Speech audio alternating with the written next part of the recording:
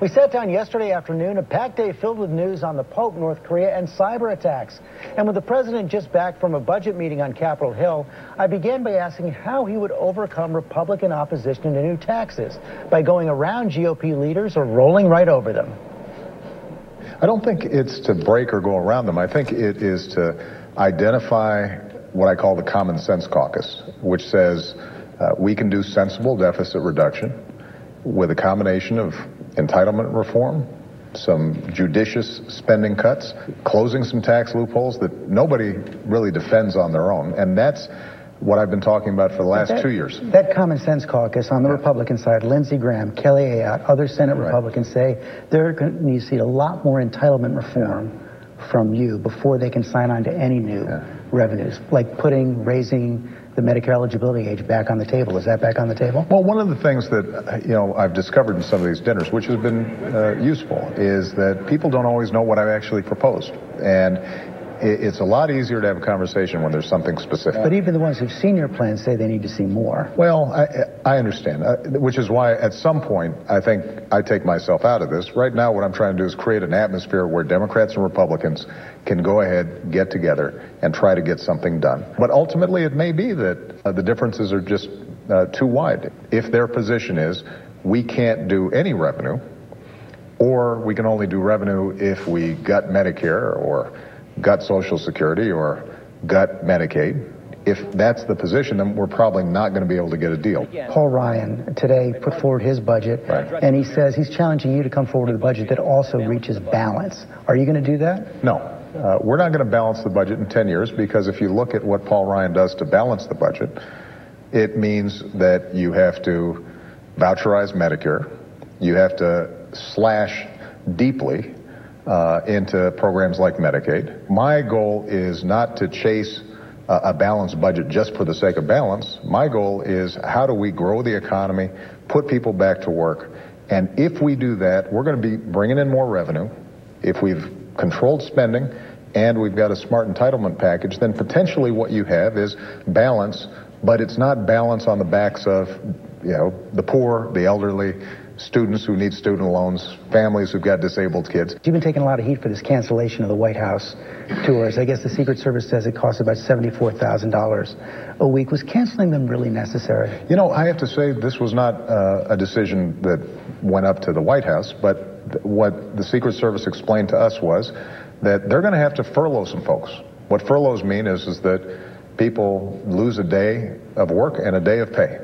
And the question for them is, how deeply do they have to furlough their staff, and is it worth it to make sure that we got White House tours if it means that you got a whole bunch of families who are depending on a paycheck who suddenly are seeing a 5 or 10% reduction in their pay? Well, what I'm asking them is, are there ways, for example, for us to accommodate school groups, who may have traveled here with some bake sales?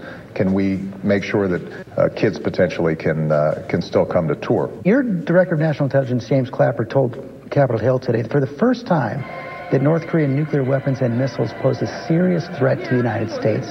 So can North Korea now make good on its threat to hit the United States? They probably can't, but we don't like margin of error, right? And when it comes to is that close? Well, and I don't think it's not that close. Now, what we've done is we've made sure that we've got defensive measures to prevent any attacks on the homeland, and we're not anticipating any of that. Let me stay in the region, because James Clapper also today talked about cyber attacks. Put that at the top of his list of threats to the United States. A couple of weeks ago, the chairman of the House Intelligence Committee, Mike Rogers, said that we are at war with China because of their cyber espionage. They're winning that war, and their government and military is behind it. Do you believe that? Well, I think you always have to be careful about war analogies. What is absolutely true is that we have seen a steady ramping up of cybersecurity threats. Some are state-sponsored, some are just sponsored by criminals. But some are state-sponsored. Absolutely. And this is why I've taken some very aggressive executive actions, but we need Congress to act. We've made very clear to China and some other state actors that we expect them to follow international norms and abide by international rules. And we'll have some pretty tough talk with them. We already have. One more question. While we're here, a lot of eyes on Rome as the cardinals prepare to pick a new pope. And for the first time, some American cardinals on the list. But what I wanted to ask you about, there seems to be some concern among Catholics that there shouldn't be an American pope because that pope would be too tied to the U.S. government. What do you think of that? It seems to me that an American pope would preside just as effectively as a Polish pope or an Italian pope or a Guatemalan pope. And not take orders from you? I don't know if you've checked lately, but the Conference of Catholic Bishops here in the United States don't seem to be taking orders from me. My hope is, based on what I know about the Catholic Church and the terrific work that they've done around the world and certainly in this country, and helping those who are less fortunate, is that you have a pope who sustains and maintains what I consider the central message of the gospel. We treat everybody as children of God, and that we love them the way Jesus Christ taught us to love them. Well, I'll be watching for the white smoke. Mr. Absolutely. President, thank you. Good. Thank you.